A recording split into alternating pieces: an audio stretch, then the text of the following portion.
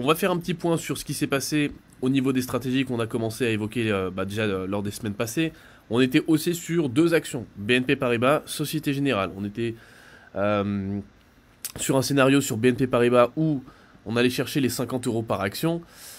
On est cette semaine plutôt bien orienté à la hausse. Vous le voyez, BNP, depuis le début de la stratégie haussière, on l'a commencé aux alentours des 29 euros l'action, c'était fin mai. A plutôt bien performé depuis fin mai, c'est simple. Si on prend 29 euros et quelques jusqu'à aujourd'hui, on est à peu près à 30% de performance. Donc il y a plutôt, enfin c'est plutôt un beau, c'est plutôt une belle opportunité. Certains d'entre vous ont pu en profiter. J'ai vu que Johan notamment avait du BNP en portefeuille, donc c'est cool, super. En tout cas pour Johan qui s'est bien débrouillé avec les stratégies sur les banques. Il y avait aussi un scénario qu'on avait évoqué ensemble, c'était quand on avait dépassé les 29 euros par action et qu'on a eu ce premier breakout haussier, on avait évoqué un niveau de pullback, le niveau des 31,30 € pour BNP Paribas, qui était le niveau, en gros c'est simple, si vous aviez raté l'opportunité à 29, un pullback à 31,30, c'était pas un mauvais niveau de prix pour rentrer en retard entre guillemets sur BNP. Bon, le marché nous a pas exactement donné 31,30. Le marché est redescendu aux alentours des 32 euros l'action, 32,30 €. Avant ensuite de redécoller, on est actuellement à 39 euros, quasiment 50, 39,45 € pour être précis. Donc BNP, c'est une affaire qui roule, ça va, enfin voilà, l'objectif de cours sur BNP c'est 50 euros l'action, on est à la moitié de l'objectif, donc jusque là, pas grand chose à signaler, on est plutôt bien. Société Générale, c'est un petit peu comme je vous le disais tout à l'heure, la surprise. Alors la surprise pourquoi? Moi je l'attendais plus aux alentours des 9-10 euros l'action, d'accord? Donc 9 euros, 10,50 € l'action était la zone de prix que j'attendais pour vraiment passer fortement aussi sur Sogé. Contrairement à BNP où j'étais beaucoup plus confiant aux alentours, dès les 29 euros j'étais ok parce que bon ça tenait bien, enfin le niveau de support il tenait correctement.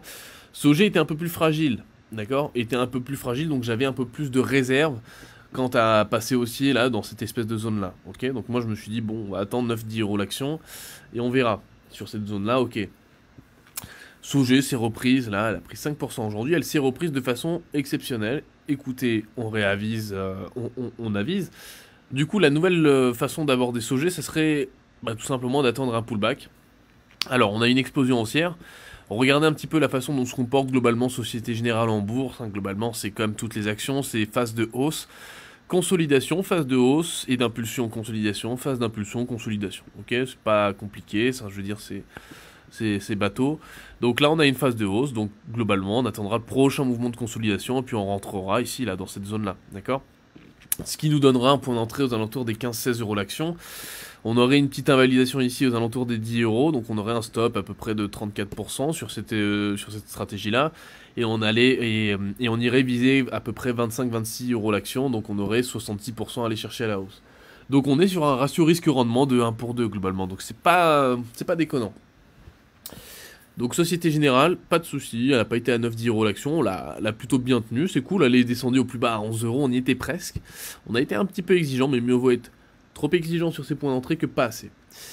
Pour le coup, prochain pullback, on réattaquera Sogé aux alentours des 15 euros l'action, comme on l'a fait avec BNP. Alors, je voulais vous parler de ceci. Vous le reconnaîtrez, ce graphique, c'est le graphique de Goldman Sachs. On en a discuté la semaine dernière ensemble. Goldman Sachs, banque américaine, banque d'affaires américaine. Techniquement parlant, avec la crise du Covid, on avait cassé ce niveau-là. On fait une réintégration, nouvelle figure technique au sein de laquelle évolue Goldman Sachs. Canal descendant, ok? Je reste sur un scénario où, bon, alors là, le scénario d'aller chercher peut-être 90 euros l'action est peut-être un peu extrême. Mais effectivement, Goldman Sachs, d'un point de vue purement technique, on approche d'un niveau de résistance. Alors après, on en fait ce qu'on veut. On peut se dire qu'il y a un breakout haussier, puis on paye le breakout haussier. Pour l'instant, j'aime pas trop ça. Encore, j'ai envie de vous dire, sur les banques françaises, ce qui est bien avec les stratégies qu'on a, c'est qu'on est en bas de canal. D'accord? Donc, on n'a rien à rater, entre guillemets. Le risque est contrôlé. Le risque est petit. Je veux dire, on est en bas de canal, en monthly, en weekly, en tout ce que vous voulez, on est en bas de canal. On paye ici, c'est pas déconnant pour aller viser le haut de canal. BNP, c'est pareil. On a commencé la stratégie à 29 euros, c'était ici, d'accord? C'était pas au plus bas, mais on sera jamais au plus bas. Voilà, on commence la stratégie à 29, on la dégage à 50, d'accord? On paye bas pour vendre haut.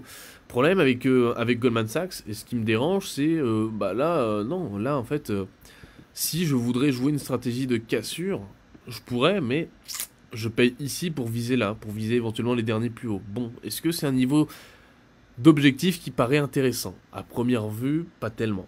Donc, deux solutions, soit on fait rien, soit on peut tenter, alors pour les plus agressifs, une vente aux alentours des 235 euros l'action, voilà, avec un petit stop de 13%, viser peut-être 24%, d'accord, au moins un retracement de 50% de cette jambe-là.